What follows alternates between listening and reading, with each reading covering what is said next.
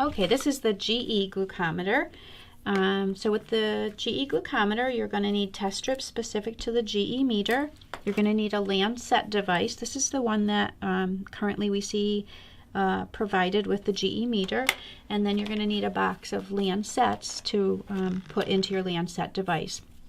So the first thing you always want to do with all meters is wash your hands, and then you want to set your Lancet device up first. So this particular device, if you look real close, there's arrows on the side of this gray band around sort of the top of it. I always think of this almost like the neck of the Lancet device. So you want to take your two fingers, your thumb and your first finger, and you're going to place them on those arrows, and then you're going to kind of pinch that gray and break it. It's sort of rubbery, and then kind of break it like you're breaking a stick, and that helps open that up. So you got to kind of snap it like that.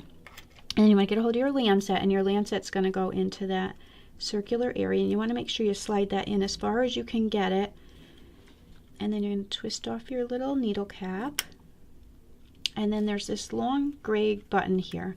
These are all spring-loaded devices, so you have to kind of set your spring here or cock the device. And how you do that is you're going to pull this gray button back, and it sets it. So you want to do that first, and then you'll notice this little area, this little button, which is what you'll use to poke your finger, will come out. So that means it's kind of ready to go. And then you're going to take and put your cover back on. So this kind of goes comfortably in a certain way, so you just kind of slide it around until it seems like it snaps into place properly. You want to make sure it's all lined up and not off. Here's the setting in terms of how deep it's going to poke your finger. We call that your depth setting. This one's set at 7, which would be quite deep. So you can actually, what you do is you turn this top black part only. You don't want to turn the gray, but the black, and that turns the dial to set your depth setting. Most people can go somewhere around a 3 or 4, depending on how calloused your fingers are. You want to make sure you can get enough blood. So you get this device ready first, and then you're ready to put your Lancet into the test strip rather, into the meter. So you want to get your test strip out. You want to make sure you close the bottle right away, because any moisture or light temperature alteration can really affect your test strips. Now this is a sort of a unique test strip in that the way that it goes into the meter is sideways.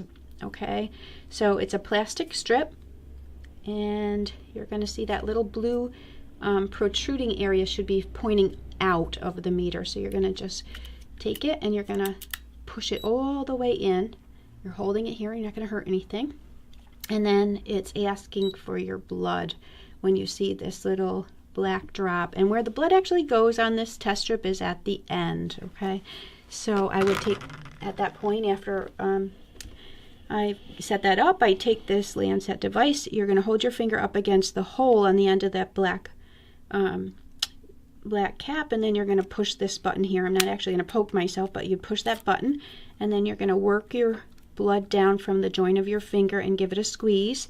And I'm going to cheat and use control solution, and we're going to pretend that I just stuck my finger, and I've got a nice warm drop of blood that I don't want to smear. And I'm going to take my meter, and I'm going to dip that very end part into the blood at the end, and you're going to see it actually draws it up into this area right here, and then you're going to get your result.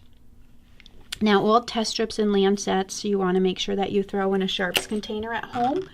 A lot of people will use a bleach bottle or a laundry detergent container, and then hospitals will accept those needles. So you'll want to go back to your Lancet device after you're ready to eject the needle, and you're going to find those little gray arrows on the neck of the Lancet device, and you're going to give them a pinch, and you're going to carefully break it without being too aggressive, because then you can wind up poking yourself.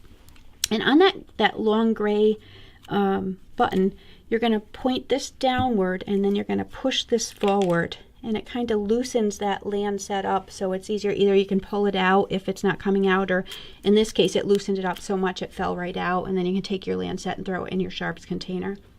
And then you're going to take and put your cap back on, and you're ready for your next test.